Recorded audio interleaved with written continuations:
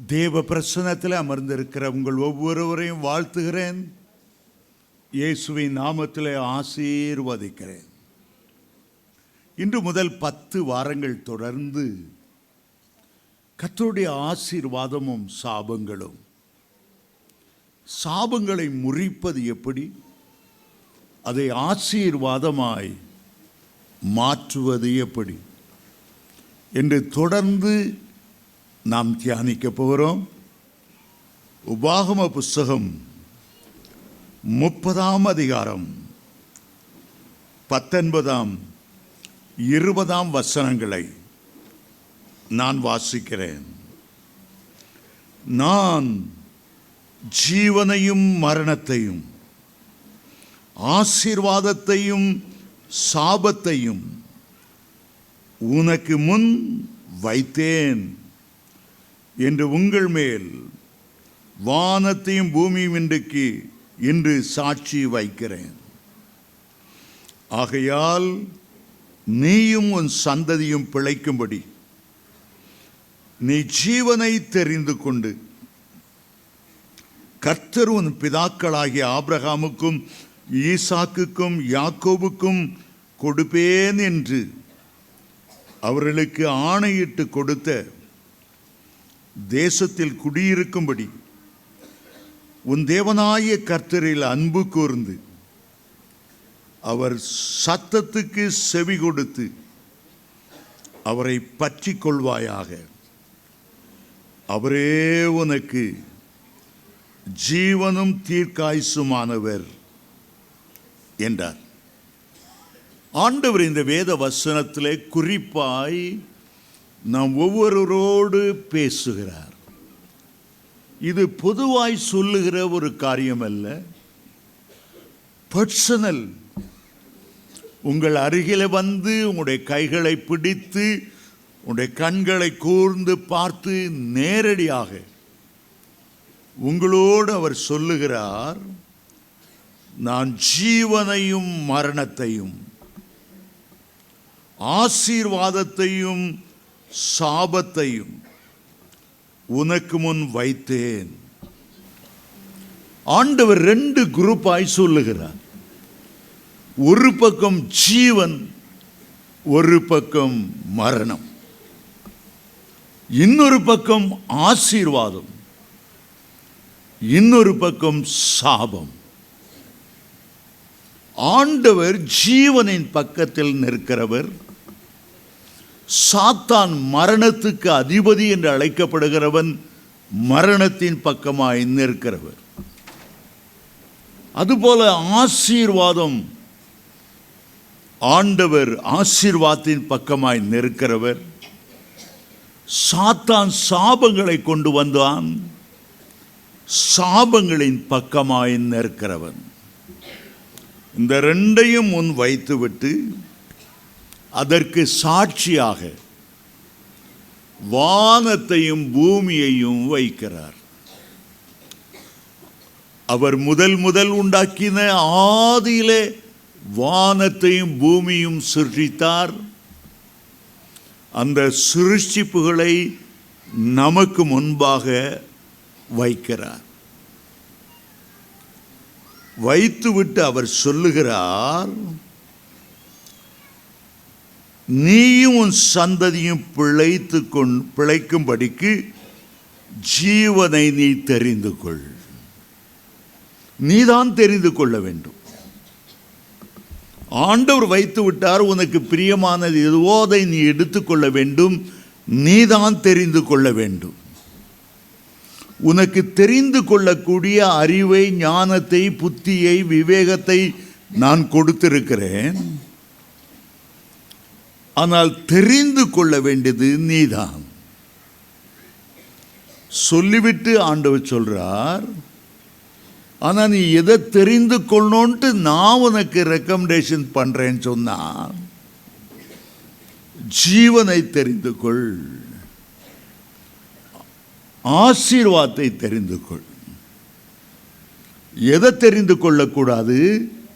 மரணத்தையோ சாபத்தையோ நீ தெரிந்து கொள்ளாதே. முதல்ல 2 வச்சிட்டார். வச்சிட்டு அதுக்கு சாட்சியா 2 காரியத்தை வைக்கிறார். வானத்தையும் வைக்கிறார், பூமியை வைக்கிறார். 3வது சொல்லுகிறார், நான் பர்சனலாக உனக்கு அட்வைஸ் பண்ணுறேன், எனக்கு ஜீவன் வேண்டும், எனக்கு ஆசீர்வாதம் வேணும், நீ அதை தெரிந்து கொள். தெரிந்து கொள்ளுகிற உரிமையை ஆண்டவர் தந்துவிட்டு நம்முடைய நன்மைக்காக, மேன்மைக்காக அவர் ஒன்றை சுட்டி காண்பிக்கிறார், ஜீவனை தெரிந்து கொள். இதில் ஜீவன் என்று சொல்லுவது சாதாரணமாய் நம்முடைய உயிர் அல்ல, பிராணன் அல்ல, இது நித்திய ஜீவன். இயேசு சொல்லுகிறார், நான் தான் ஜீவன் உண்டாயிருக்கவும் அது பரிபூரணப்படம் வந்தேன். யோவான் 10:10 ஆண்டவர் சொன்னார். இந்த உலகத்துக்கு சாபம் வருவதற்கு முன்பாக முதல் இருந்தது ஆசீர்வாதம். ஆண்டவருடைய சுபாவம், ஆண்டவருடைய குணாதிசயம் என்னவென்றால் நம்மை ஆசீர்வதிப்பது. என்னாகமம் 24:1 வாசிக்கும் போது, இஸ்ரவேலை ஆசீர்வதிப்பதே தேவனுக்கு சித்தம், அதுதான் அவருக்கு பிரியம். இயற்கையாகவே அவர் அள்ளி கொடுக்கிறவர், ஆசீர்வதிக்கிறவர். ஆசீர்வதிக்கிறதை பார்த்து, ஆசீர்வதிக்கப்படுவதை பார்த்து மனமகிழ்கிறவர். மனிதனை சிருஷ்டிப்பதற்கு முன்பாகவே அவர் சகல மீன் வகைகள், மச்ச வகைகளை, ஆகாயத்து பறவைகளை சிருஷ்டித்துவிட்டு அவர் ஆசீர்வதித்தார். வேதத்தில் முதல் முறை ஆசீர்வதித்தார் என்பதை ஆதியாகமம் 1:22 தான் வாசிக்கிறோம். மனுஷனை உண்டாக்கும் போது அவர் அவ்வளவு அகமகிழ்ந்தார், அவ்வளவு சந்தோஷத்தோடு அவனுக்கு ஒரு ஆசீர்வாதமாக தேவ சாயலை கொடுத்தார், அவனுக்கு ஆசீர்வாதமாக தேவ ரூபத்தை கொடுத்தார். எல்லாவற்றையும் ஆண்டு கொள்ளுகிற கிருபையை அவர்களுக்கு கொடுத்தார். பலுகி பெருங்கள் என்று சொன்னார், அவர்களை ஆசீர்வதித்தார் என்று ஆதியாகமம் 1:28 நாம் வாசிக்கிறோம். ஆண்டவர் பூமியை சிருஷ்டித்த போது சகலவற்றையும் நன்மையாகவே அவர் கண்டார்.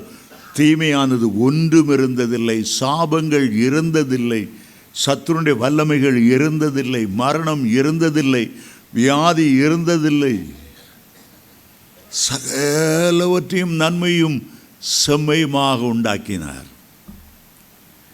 7ஆம் நாளிலே மனிதனோடு ஓய்ந்திருக்கிற வேளையிலும் கூட அந்த ஓய்வு நாளை கூட ஆண்டவர் ஆசீர்வதித்தார்.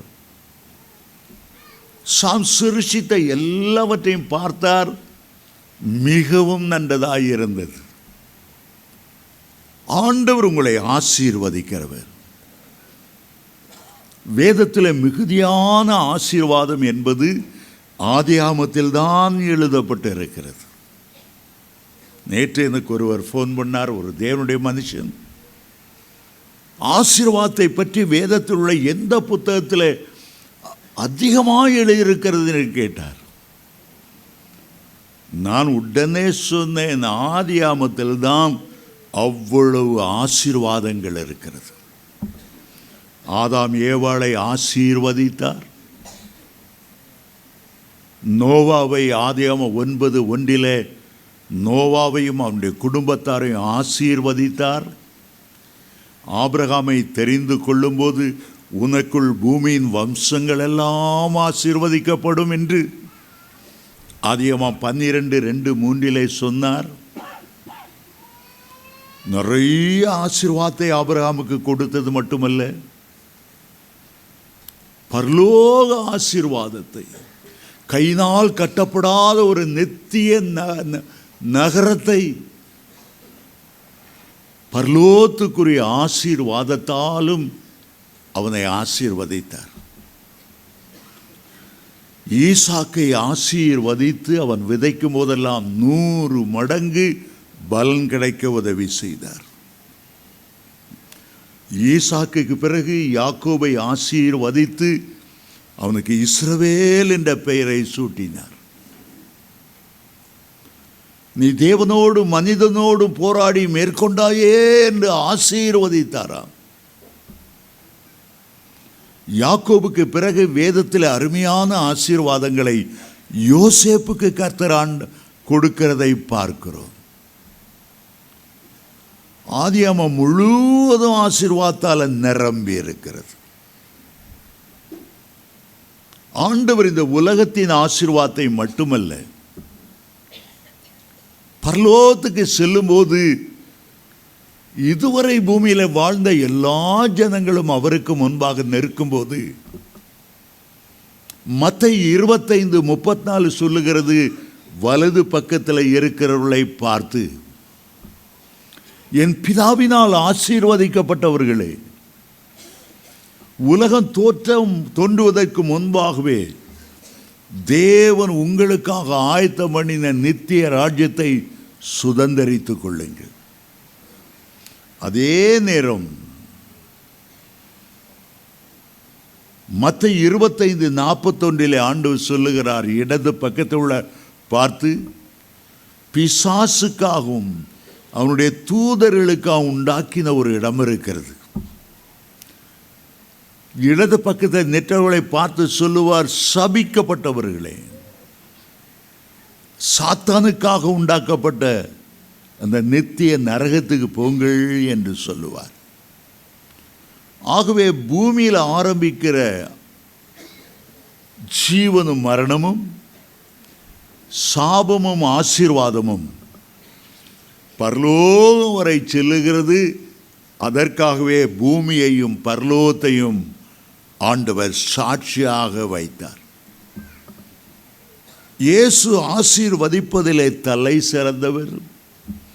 கொஞ்சம் அவருடைய சமூகத்தில் கண்ணீர் வடித்து அப்பான்னு கேட்கும்போது பாவங்களை மன்னித்து சாபங்களை முறித்து ஆசீர்வாதத்தை சுரக்க செய்கிறவர். அவரை அப்பா பிதாவே என்று அழைத்து விட்டால் மனதுருகுகிற கர்த்தர். வேதத்திலே ஆசீர்வாதம் என்ற வார்த்தை 410 முறை திரும்ப திரும்ப வருகிறது. சாபம் என்கிற வார்த்தை 275 முறை வருகிறது. சாபம் என்பது ஒரு கொடிய வல்லமை. ஆசீர்வாதத்தை நம்முடைய வெறும் கண்களால் பார்க்க முடியாது. அதுபோல சாபத்தின் வல்லமையையும் வெறும் கண்களால் பார்க்க முடியாது.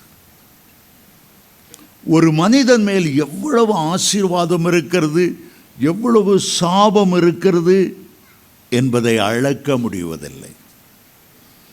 எவ்வளோ ஜுரம் இருக்கிறது அளந்து விடலாம், எவ்வளோ டயபெட்டிக் இருக்கிறது அளந்து விடலாம், எவ்வளோ பிளட் ப்ரெஷர் இருக்கிறது அளந்து விடலாம்.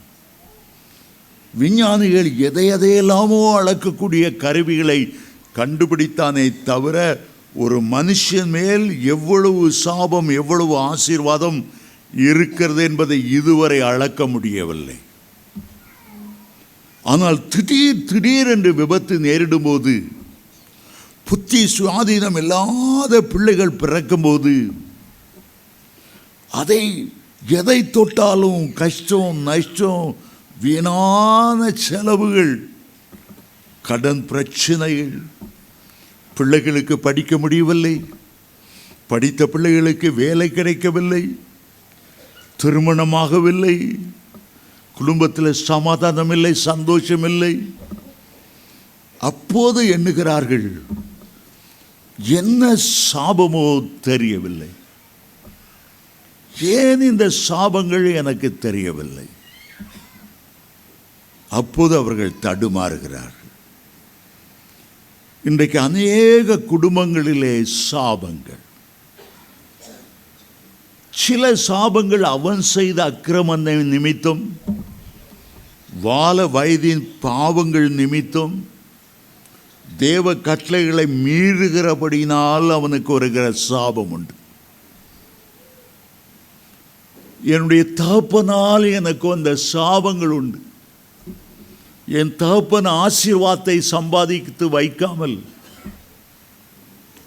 என் தகப்பனுடைய குடிகள், வெறிகள், விபச்சார செயல்களினால் வறுமையை குடும்பத்துக்கு வைத்துவிட்டு போய்விட்டார். சிலருக்கு தாய் வழியாக சாபம். தாய் வீட்டில் தாயை கல்யாணம் கட்டும் போது அவ்வளோ ரொக்கம் கொடு, அவளை நகை கொடு. ஸோ அந்த தாயுடைய தகப்பன் பொம்பளை பிள்ளையை கட்டி கொடுக்கணுங்கிறதுக்காக ஏமாத்து வழிகளில் போய் பணம் சம்பாதித்து சாபத்தை சம்பாதித்து வைத்து விட்டார்.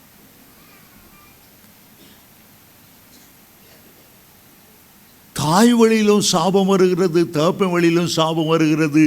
தான் திருமணம் செய்த மனைவி மூலமாகவும் சாபம் வருகிறது.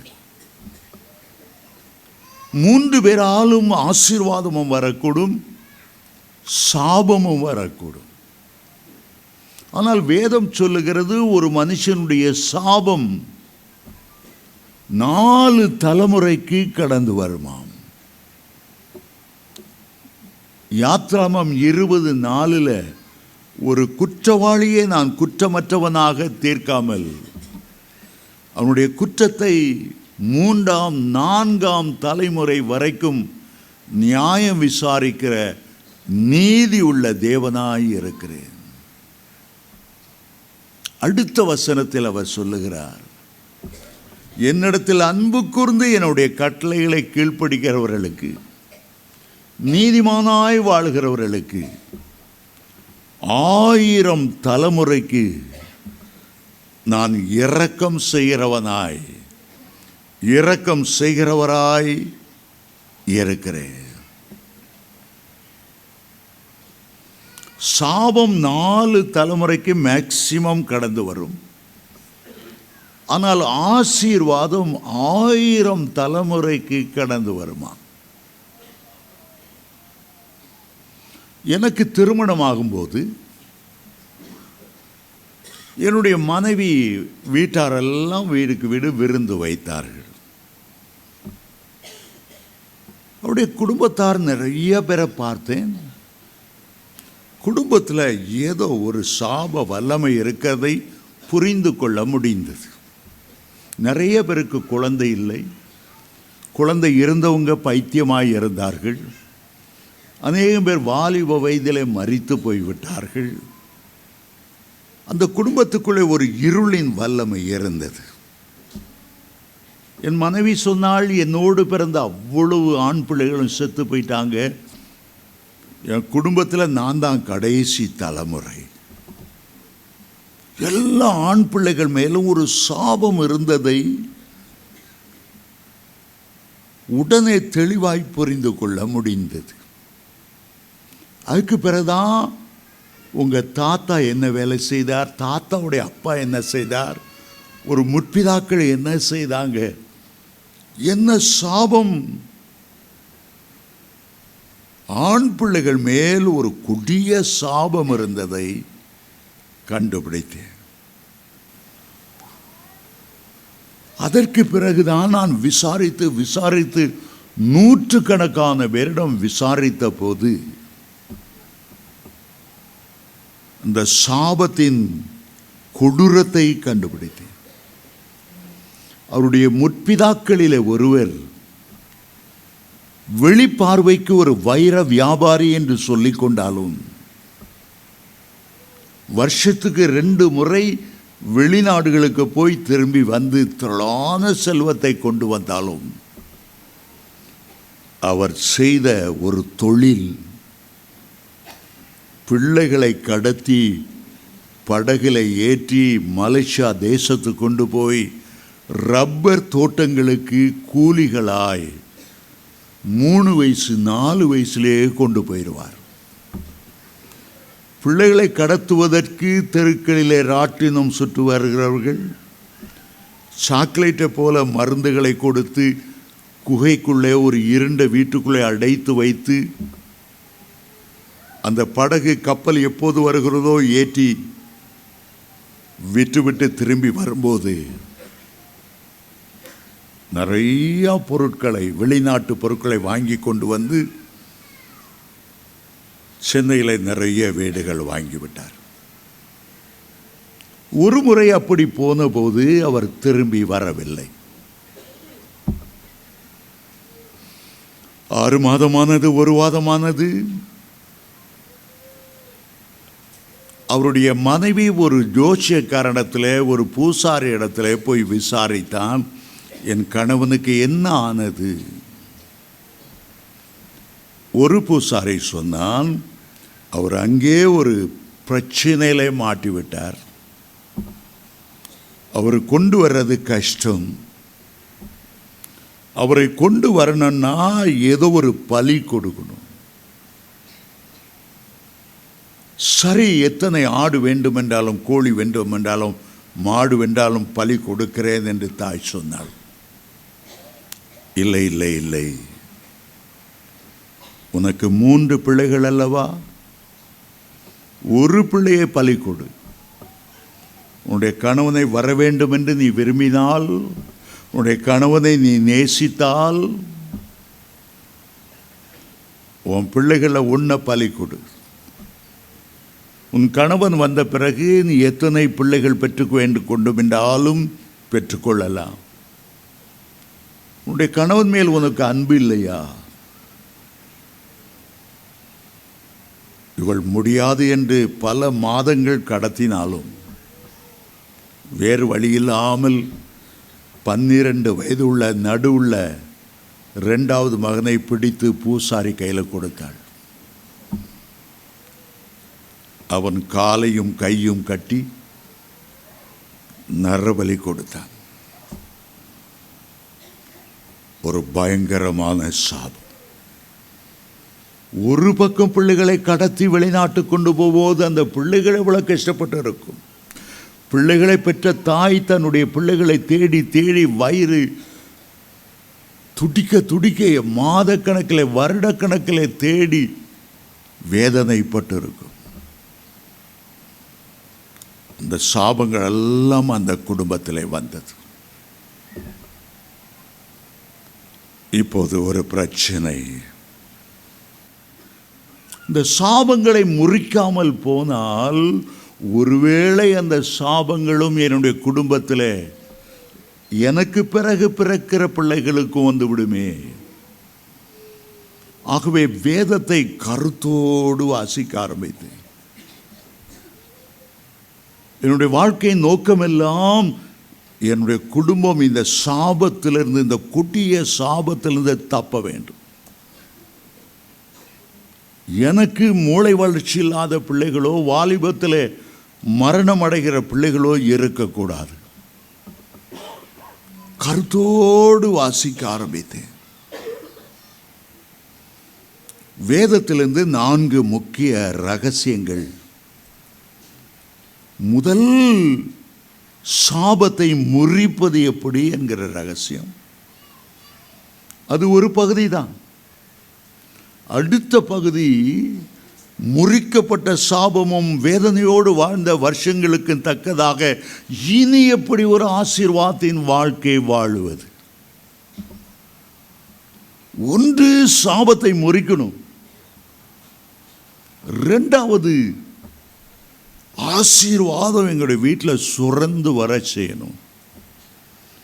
சாபத்தினால என் பிள்ளைகள் நோய் கொண்டு ஒடுங்கி நிற்கிற நிலைமை மாறி என் பிள்ளைகள் கொழுத்த கன்றுகள் போல கர்த்தருடைய செட்டையின் கீழ் ஆரோக்கியத்தை பெற்று, ஞானத்தை பெற்று பிள்ளைகள் சிறந்து விளங்கணும்.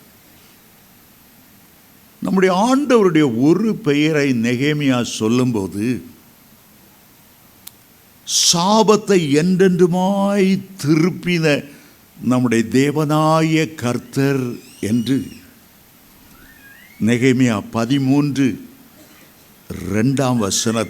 சொல்லுகிறார். கர்த்தர் இடைபடாமல், கர்த்தருடைய கரம் குடும்பத்தில் குறுக்கிடாமல் போனால் அந்த சாபத்தை திருப்ப முடியாது. ஆசீர்வதிக்கிற கர்த்தர் தான் அந்த சாபத்தை முறிக்கணும். ஆண்டவருக்கு பெயரை கொடுத்தார், என்றென்றுமாய் அந்த சாபத்தை ஆசீர்வாதமாக்குகிற கர்த்தர். வேதத்தை வாசிக்கும்போது ஒரு குறிப்பிட்ட நபர் இஸ்ரவேல் ஜனங்களை மேல் சாபத்தை போடும்படியாக வந்தார்.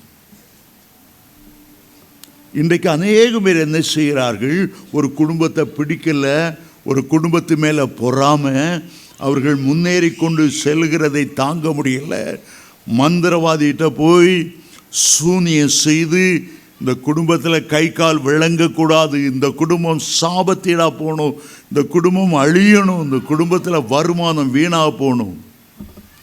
சூனியம் செய்கிறதற்கு காரணம் அது ஒரு வகையாய் சபிக்கிறதற்கு அடையாளமாகும். சில வீட்டில் எதை செய்தாலும் உருப்பட முடியாது. சில வீட்டில் எந்த செடி கொடி வளராது, தொட்டதெல்லாம் கரிஞ்சி போகும். ஒரு சாப வல்லமை.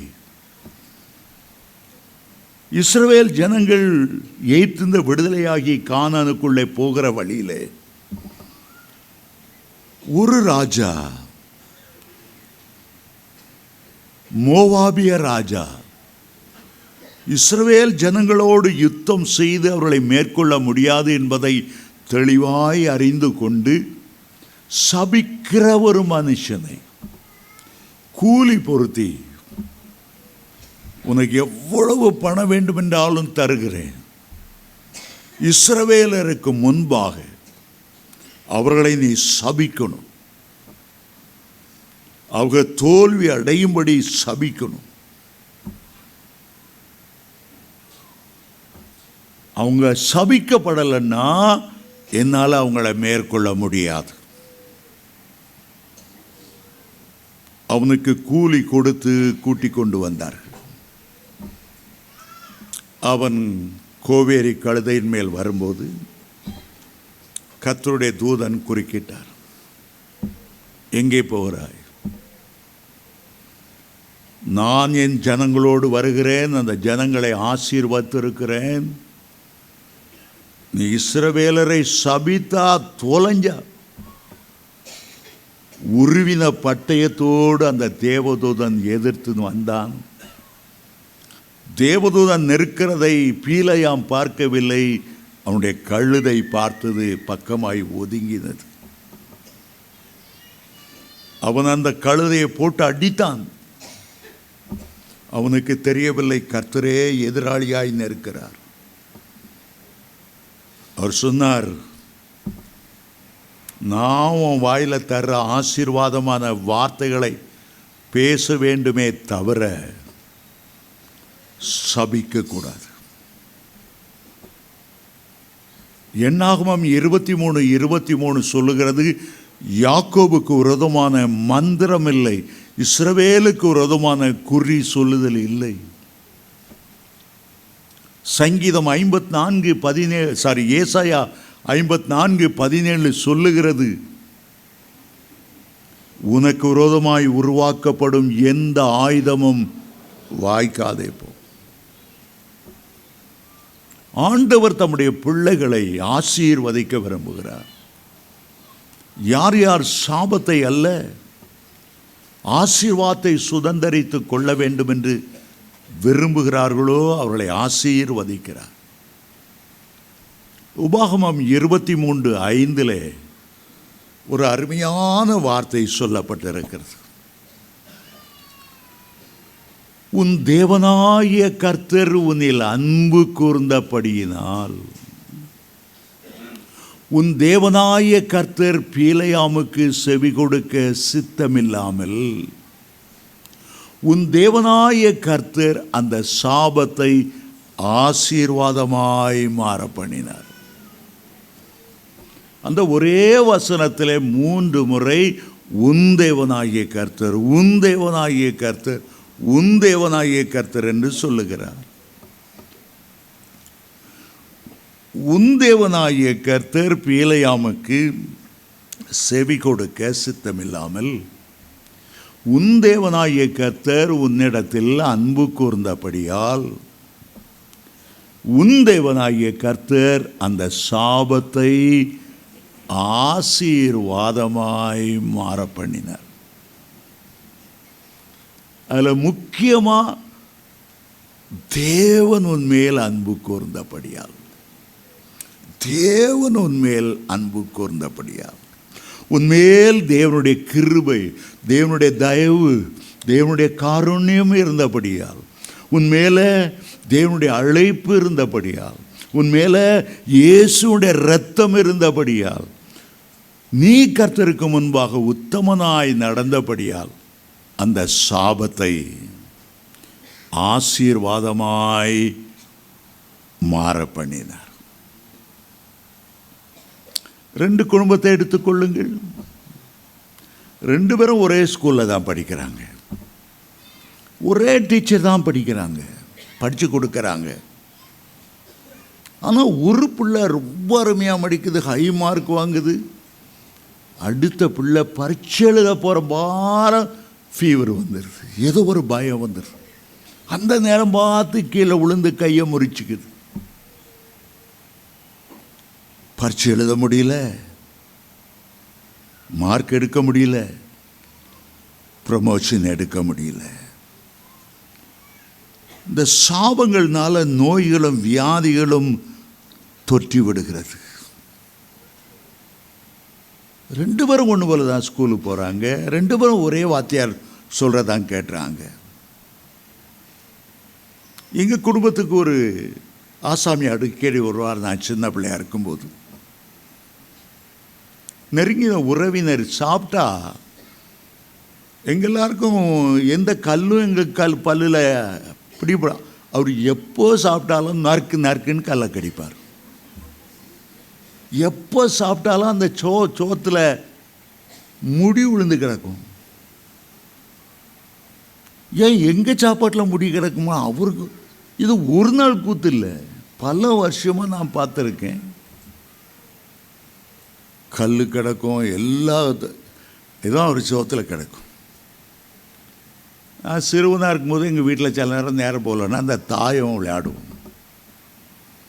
நான் போட்டால் 5 உழவும் 12 உழவும் பெரிய பெரிய. அந்த ஆசாமி போட்டான்னா 2க்கு மேலே போகாது. முதல்ல தோக்கிறது யாருன்னா அவர் தான் தோப்பார்.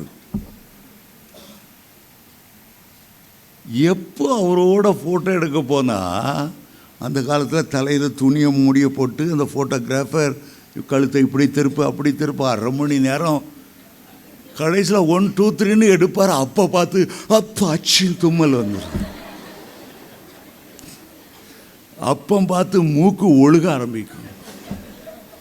எல்லார் முகமும் ஒழுங்காக விழும், ஆனால் அவர் முகம் மட்டும் அந்த நேரம் தும்முனாலேயோ சளி ஒழுகுனாலேயோ கேவலமாக வந்து நிற்கும். சொல்லவே வேண்டியதில்லை, அந்த ஆள் மேலே ஏதோ ஒரு சாபம் இருக்கு.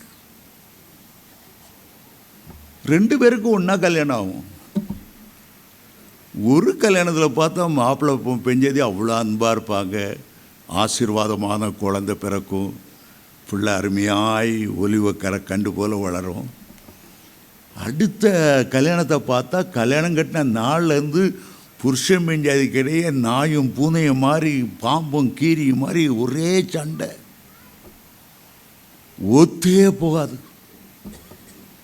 வீட்டுக்குள்ளே வந்தாலே ஐயோ ஏண்டா வீட்டுக்கு வந்தேன்னு தோணும். 4-5 வருஷம் கூட ஆகாது, டைவர்ஸ் பண்ணிட்டு போயிடுவாங்க. ஒரு குடும்பம் அதே நாளில் அதே நேரம் நடந்த கல்யாணம் நல்லாயிருக்கும், அடுத்த கல்யாணம் நல்லா இருக்காது. இதுக்கு காரணம் என்ன?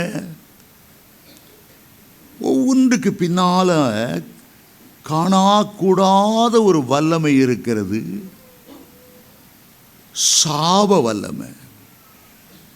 சிலருக்கு எப்போ பார்த்தாலும் வீண் செலவு, எப்போ பார்த்தாலும் கடன் பிரச்சனை, என்ன வேலையில் சேர்ந்தாலும் ப்ரமோஷன் இல்லை, முன்னேற முடியல, கஷ்டம்.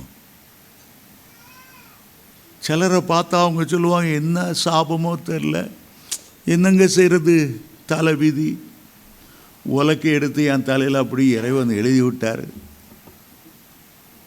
வீட்டுக்கு வீடு வாசல் படி, எல்லா வீட்லேயும் ஒரு சாபம் இருக்கும். எனக்கும் இப்படியோ ஒரு சாபம் வந்துட்டு தங்களை தான் தேற்றிக்கொள்வார்களே தவிர சாபத்தை எப்படி முறித்து அதை ஆசீர்வாதமாக்குறது என்ற ரகசியத்தை அவர்களுக்கு புரிந்து கொள்ளவில்லை.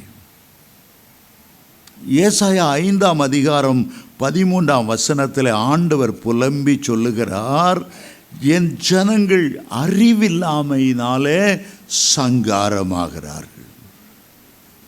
வேதத்தை பற்றி அறிவில்லாதனால சாபத்தை எப்படி முறிக்கிறது என்கிற அறிவில்லாம,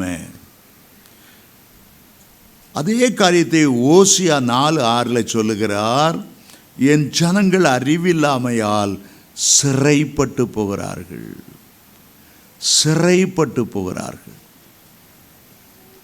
அருமையான தேவனுடைய பிள்ளைகளே, முதலாம் ஆதாமால பல சாபங்கள் வந்தன. அவன் நிமித்தம் இந்த பூமி சபிக்கப்பட்டது. அவன் நெற்றி வேர்வை நிலத்தில் சிந்த பாடுபட வேண்டும் என்ற சாபம் அவன் மேல் வந்தது. ஏவாள் மேல் ஒரு சாபம் வந்தது, வேதனையோடு பிள்ளை பெற வேண்டும், உன்னுடைய ஆசை உன்னுடைய புருஷனை பற்றி இருக்கும். காட்டு மிருகங்களுக்குள்ளே ஆண்டவர் சர்ப்பத்தை சபித்து, நீ வயிற்றினாலே ஊர்ந்து போவாய். பூமியில் உள்ள சகல சிருஷ்டிகளும் சாபத்துக்குள்ளாய் வந்தது. ஆனால் 2ஆம் ஆதமாகிய இயேசு சாபத்தை முறிப்பதற்காக இந்த பூமிக்கு இறங்கி வந்தார். ஏதேனிலே முதல்ல இருந்த ஆசீர்வாதம், மனமகிழ்ந்து ஆண்டவர் மணமக்கள் மத்தியிலே உலாவின ஒரு ஆசீர்வாதம், சகல மிருக ஜீவன்களையும் பறவைகளையும் மச்சங்களையும் ஆசீர்வதித்து அவர்களை ஆண்டு கொள்ளுங்கள் என்று சொன்ன ராஜரேகம், இந்த சாபத்தால் தோய்ந்து போன இந்த உலகத்துக்கு மீண்டும் கொடுக்கும்படி, ஒரு ஆசீர்வாதத்தை கொடுக்கும்படி ஆண்டவராக இயேசு இந்த பூமிக்கு வந்தார். வந்தது மட்டுமல்ல, சாபத்தை முறிப்பதற்கு அவர் 2 காரியங்களை செய்தார். ஆதாம் ஏவாளுடைய சாபத்தினாலே இந்த உலகத்தில் முள்ளும் குறுக்கும் முளைப்பிக்கப்பட்டது. உலகத்தை முதல் சிருஷ்டிக்கும் போது அங்கே முள் இல்லை, அங்கே குறுக்கு என்று சொல்லப்படுகிற அந்த கொடிய ஒன்று இல்லை. கனிவர்க்கங்களை தான் உண்டாக்கினார். இவைகள் ஆண்டவர், அது 2வது சிருஷ்டிப்பு, அவைகள் சாபத்துக்கு அடையாளமாய் வழங்குகின்றன. ஒரு மரத்திலே இருந்த கனியை புசித்ததினாலே மரத்திலே தொங்குகிற எவனும் சபிக்கப்பட்டவன். அப்சலோம் மரத்திலே தொங்கி யோவா படைத்தலைவன் வந்து நெஞ்சிலே ஈட்டியால் குத்தி அவனை சாகடித்தான். அது ஒரு சாபமான மரணம். இயேசு என்ன செய்தார்? தேவனிடத்திலிருந்து வந்த சாபமே ஆனதால் தெய்வமாகி அவரே இந்த 2 காரியங்களையும் சந்தித்தார். முதலாவது, அவர் முள்முடி சூட்டப்பட்டவராய் அந்த சாபத்தை சுமந்தார். ரோமர்கள் எத்தனையோ 1000 குற்றவாளிகளை சிலுவையிலே அறைந்து கொன்ற போதிலும்,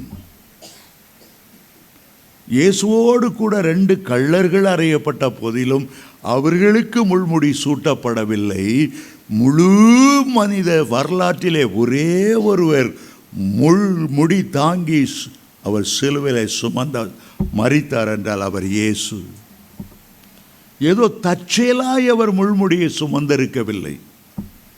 எந்த சாபத்தினாலே முள் முளைக்கும், எந்த முள் உன்னுடைய உள்ளத்தை மனசாட்சியை முள் போல குத்தி கொண்டிருக்கும், உன்னுடைய பாவத்தை உனக்கு சுட்டி காண்பித்து கொண்டே இருக்கும்,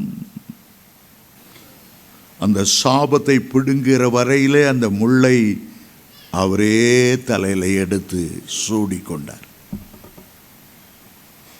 இந்த ஆரம்ப நாட்களிலே என் புத்தகங்களை அச்செடுக்க ஒரு அச்சகத்து போயிருந்தேன்.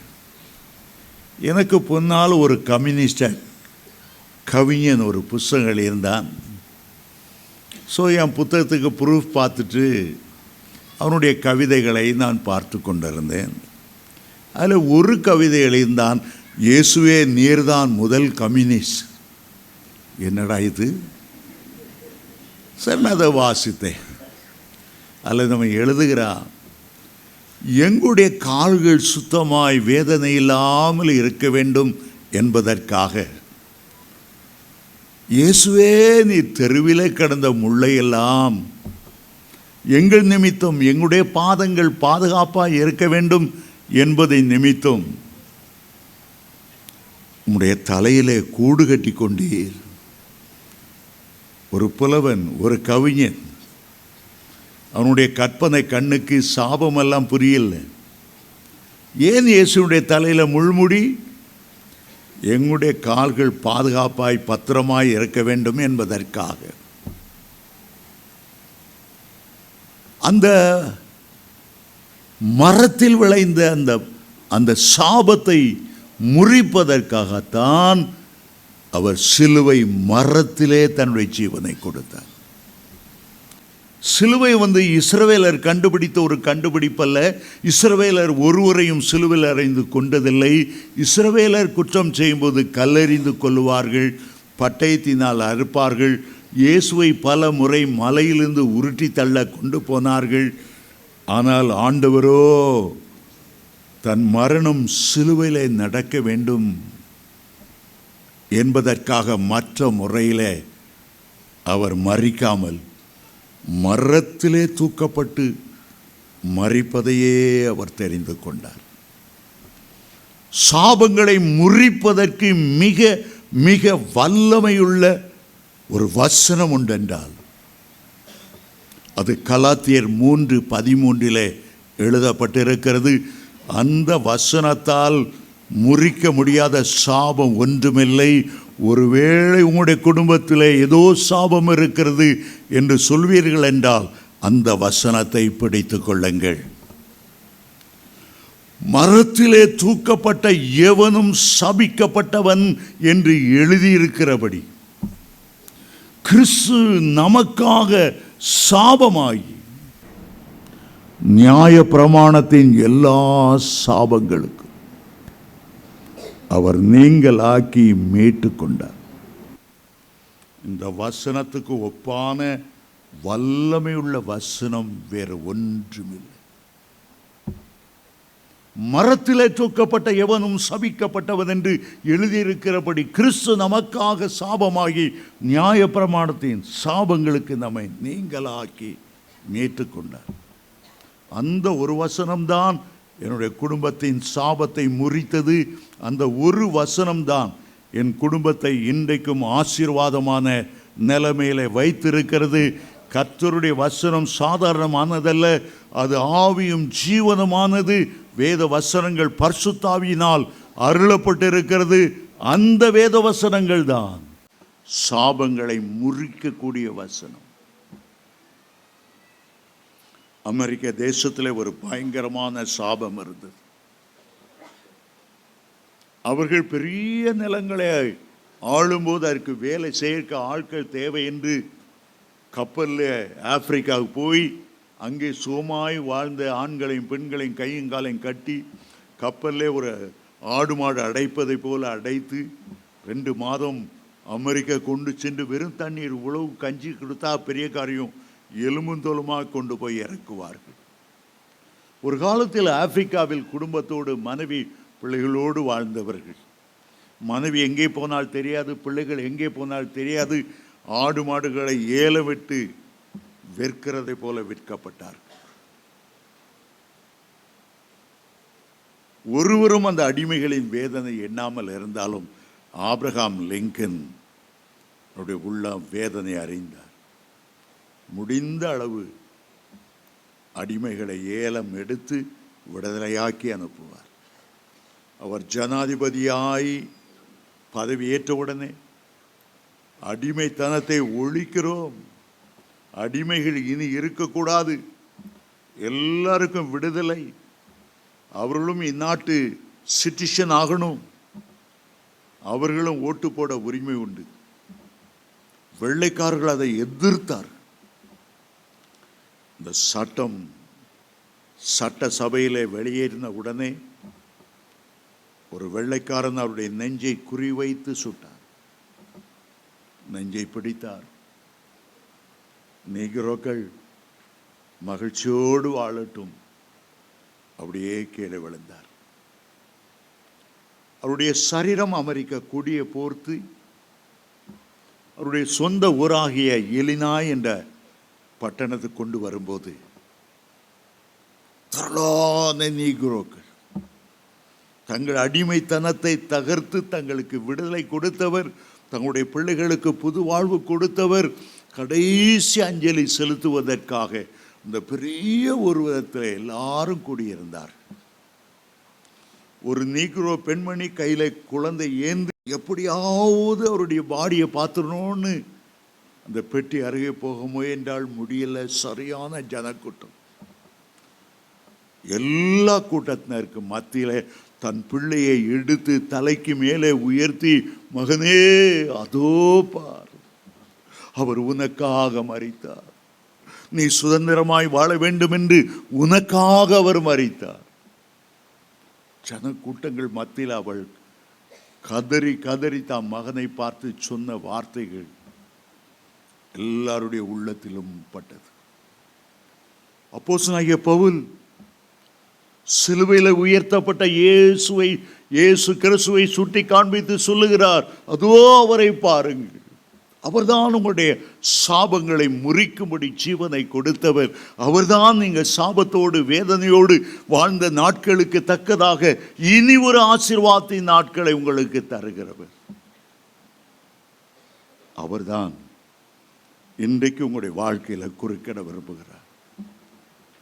என்ன விதமான சாபம் உங்களுடைய வீட்டில் இருக்கு எனக்கு தெரியல.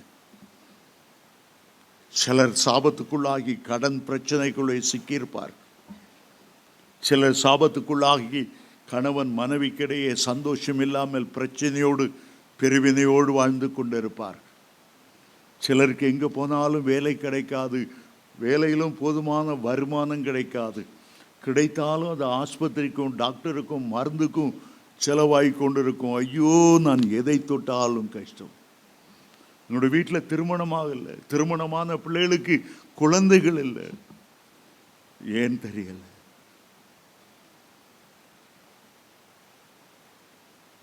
ரெண்டு வாரத்துக்கு முன்னால் என்னை பார்க்கதற்கு 3 பிள்ளைகள் கோயம்புத்தூர்லேருந்து வந்தாங்க. அப்பா அம்மா பெரிய டாக்டர். அதனால் இந்த 3 பிள்ளைகளுடைய வாழ்க்கையிலும் திருமணம் சரியாக இல்லை. அதில் ஒரு மகள் சொன்னாள், எங்கள் அப்பா பெரிய டாக்டர் தான், நான் திருமணம் வீணாகி வீட்டுக்கு வந்த போது காரில் உட்கார்ந்து தேம்பி தேம்பி தேம்பி தேம்பி அழுதார், தேம்பி தேம்பி அழுதார். எங்கள் அப்பா அழுததை நான் பார்த்ததில்லை. எங்களுடைய 3 பொம்பளை பிள்ளைகளும் வாழ முடியாதபடி வீட்டுக்கு வந்து நிற்கிறோம். பிரதர், இந்த சாபம் மாறணும். இன்றைக்கு உங்களுடைய குடும்பத்தை யோசித்து பாருங்க. நீங்க உங்க வீட்டுக்கு ஆசீர்வாதத்தை கொண்டு வரீங்களா அல்லது சாபத்தை கொண்டு வரீங்களா? உங்களால் உங்களுடைய குடும்பம் தலைத்து ஓங்குகிறதா? உங்களால் உங்களுடைய குடும்பம் தலை குனிந்து நிற்கிறதா? ஒரு யோனா படகுல போன அந்த யோனாவின் நிமித்தம் கடல் கொந்தளித்தது. படகுல பிரயாணம் பண்ண அவ்வளோ பேரும் தத்தளித்தார். அந்த சரக்குகளெல்லாம் கடல்ல தூக்கி போட்டாங்க. ஐயோ, ஏன் இந்த கொந்தளிப்பு, ஏன் இந்த புயல் காற்று வீசுகிறது? என்னுடைய வீட்டில் ஒரு நிம்மதி இல்லையே. ஆண்டவர் சொல்லுகிறார், ஆசீர்வாதத்தின் ஜீவனையும் உனக்கு முன்பாக வைக்கிறேன். சாபத்தை தெரிந்து கொள்ளாதே, சாபமான வழியிலே போகாதே, ஆண்டவரை துக்கப்படுத்தாதே, அவருக்கு பிரியமானதை மட்டும் செய்ய உன்னை ஒப்புக்கொடு. இந்த புதிய வருஷம் உனக்கு ஆசீர்வாதமாய் இருக்கணும். கர்த்தர் உன் கையின் பிரயாசங்களை ஆசீர்வதிக்கணும். நீ நினைத்ததை விட மிக அதிகமாய் உயரணும். ஆசீர்வாதத்தையும் சாபத்தையும் உனக்கு முன்பாய் வைக்கிறேன்.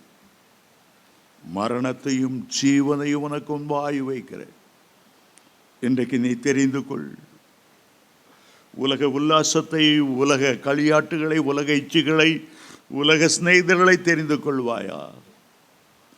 அல்லது உன்னை நேசிக்கிற இயேசு கிறிஸ்துவை தெரிந்து கொள். உன்னுடைய கையில் தான் இருக்கிறது. உன்னுடைய குடும்பத்தின் ஆசீர்வாதம் உங்களுடைய கையில் தான் இருக்கிறது. இந்த இரவு வேளையில் ஆசீர்வாதத்தை தெரிந்து கொள்ளும்படி அந்த கல்வாரி சிலுவை நோக்கி பாருங்கள்.